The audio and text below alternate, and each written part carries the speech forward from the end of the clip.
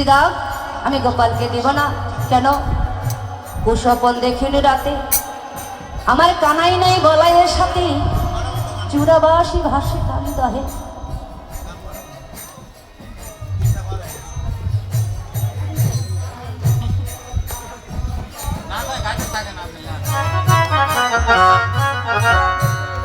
মা বলছে আমি দিব না।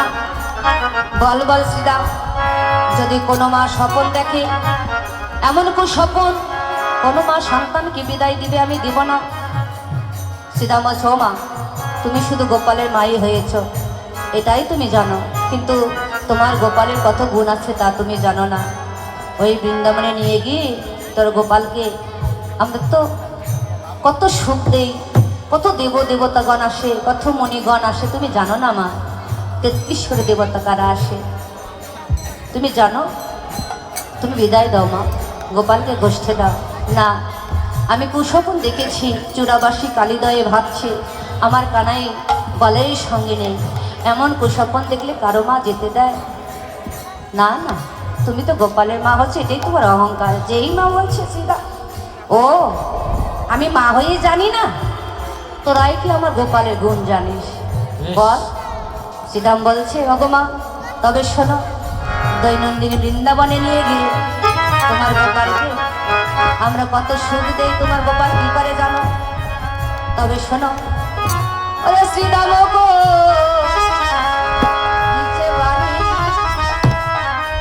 শোনো মা গো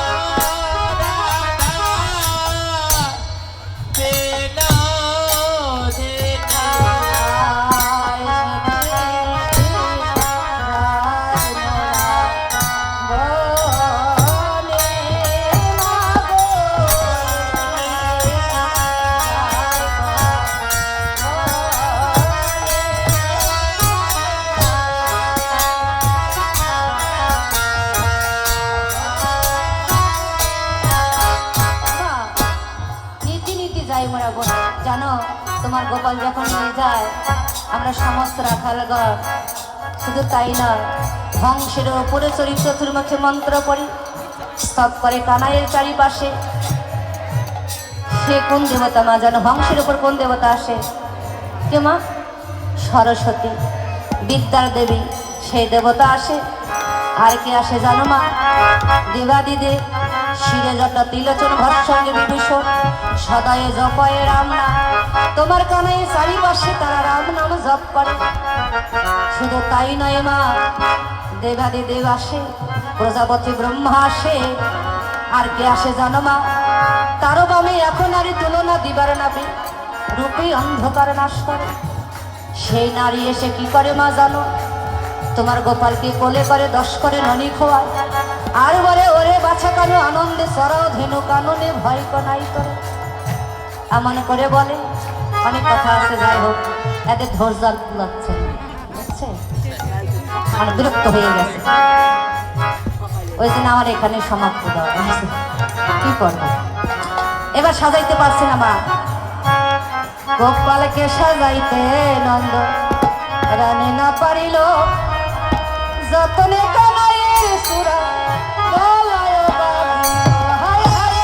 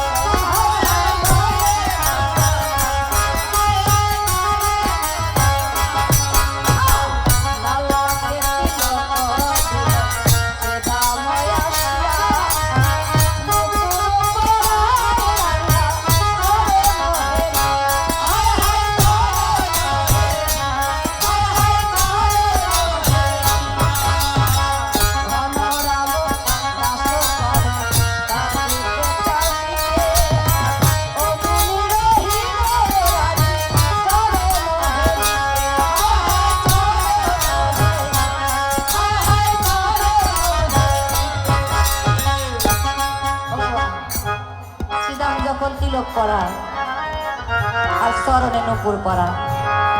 এক চরণে নূপুর পরায় সীতা দেখে বিশ্ব ব্রহ্মাণ্ডের যত জীব, যত পশু পাখি কীট পতঙ্গ আছে চরণে স্থান গোবিন্দের, কিন্তু শ্রীদামের স্থান নেই। সমস্ত সখাগণ যত আছে শ্রীদামের স্থান নেই। শ্রীদাম তখন নয়ন ভরে দর্শন করে আর নূপুর পরায় আর নয়ন জলে কাঁদে, কানা এতদিন তো সঙ্গ করে তোকে ভালোবেসে আমি তোর কেউ হলাম না, হ্যাঁ সবাই তোর আপন হলো, আমি তোর আপন হলাম না রে। আমি এত বড় অপরাধী, না জানি কত জনমের অপরাধ করেছি, তাই তোর স্তরণে আমার স্থান হলো না। জগতে বিশ্ব ব্রহ্মাণ্ডে যত জীব জন্তু সবার স্থান ওই চরণে, কিন্তু এই হতভাগার স্থান নেই। নয়ন জলে বুক ভাসাই যখন গোবিন্দের চরণ ধোয়াই দেয় আর এক চরণে নূপুর পরা, তখন শ্রীরাম দুই নয়ন ভরে দর্শন করে আর দেখে ওই চরণে আমার শুধু শ্রীরামের স্থান আর কারো স্থান নেই। তখন শ্রীরাম নয়ন জলে বুক ভাসাই বলে, গোবিন্দ হে তোমার নীলা বোঝা ভরদার, এই চরণে শুধু তোমার আমার মতো হতভাগের স্থান। নয়ন জলে চরণ ধোয় দিয়ে আর বলে, গোবিন্দ হে তোমার চরণে যখন আশ্রয় দিছ, জিগে জিগে জনমে জনমে হেবই তো তোমার এই চরণ ছাড়া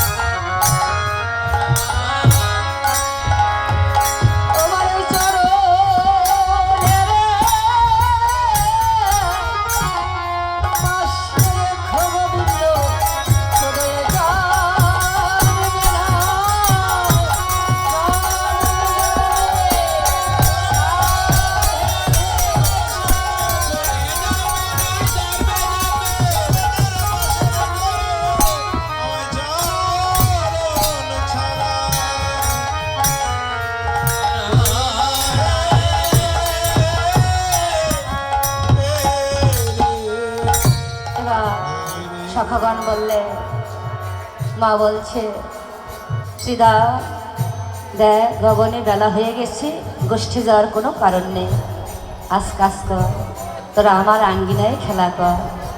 এবার গোপালকে সখাগণ সাজাইলেন মনের মতো করে, সাজায়ে মা যশোমতী কোলে রেখে দিলেন, কারণ অষ্টকালীন নয় তো গোষ্ঠী দেওয়া যাবে না, এই যে মায়ের কোলে রাখতে হবে। মায়ের কোলে রেখে দিয়ে সখাগণ গোপালের সেবা দিলে, শিবাঙ্কে দক্ষিণা দিল। মায়ের কোলে গোপাল রহিল,